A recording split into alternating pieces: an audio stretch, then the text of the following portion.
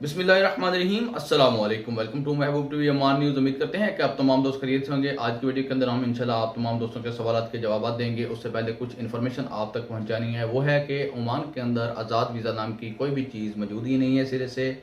Oman की police ने इस बात की तस्दीक की है, बाकायदा आरोपी ने इस बात की सोशल मीडिया के ऊपर भी तशरीह की है कि जो लोग ओमान में आज़ाद वीज़े का काम करते हैं, यानी कि ख़रीद फ़रोख्त का काम करते हैं, वो इंसानी स्मगलिंग के ज़ुमरे में आता है, वो इंसानी स्मगलिंग का काम करते हैं।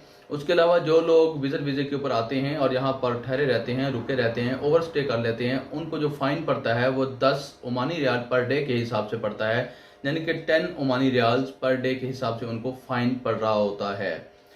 चलते हैं आप तमाम दोस्तों के सवालात की तरफ। आप लोगों के सवालात की जान बढ़ने से पहले मेरी आप तमाम दोस्तों से रिक्वेस्ट होती है, गुजारिश होती है कि अगर आप मेरे यूट्यूब चैनल महबूब टीवी के ऊपर नए आए हैं तो इस चैनल को सब्सक्राइब कर लें, साथ लगे बेल के आइकन को लाजमी से प्रेस कर लें ताकि हमारी हर आने वाली वीडियो का नोटिफिकेशन जो है आपको बर वक्त मिलता रहे और आप रहें ओमान न्यूज़ से हर लम्हा बाखबर। इस वीडियो को लाइक कर दें, सोशल मीडिया के ऊपर शेयर कर दें। सबसे पहले तो चलते हैं आप तमाम दोस्तों के सवालात की तरफ। जो सवाल पहला आया है वो है यूज़र QO2SFN8HN7V की तरफ से।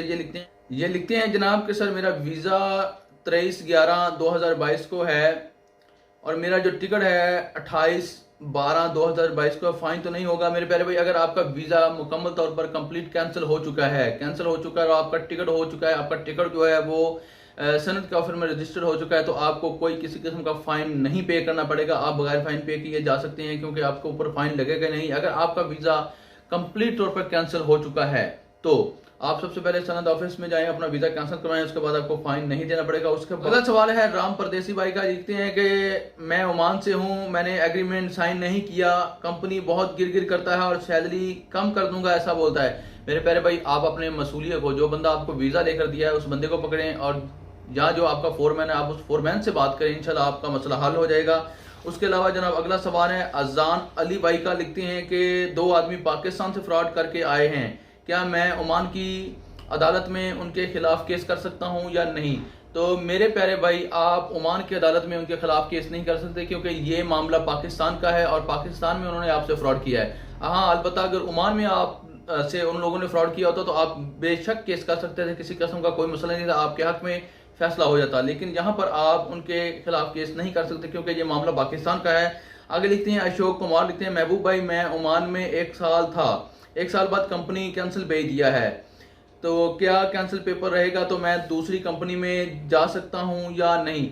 मेरे प्यारे भाई, अगर आपका एग्रीमेंट था 1 साल का और आपका एग्रीमेंट 1 साल के बाद खत्म हो गया और आपका वीजा 1 साल बाकी था, आपको कंपनी ने कैंसिल कर दिया है, तो फिर आप दोबारा ओमान में किसी नए वीजे के ऊपर नई कंपनी के अंदर आ सकते हैं, वरना आपको मजीद 1 साल इंतजार करना पड़ेगा। 1 साल इंतजार करने के बाद आप बगैर एनओसी लेटर के ओमान में किसी नई कंपनी में नए वीजे के ऊपर आ सकते हैं।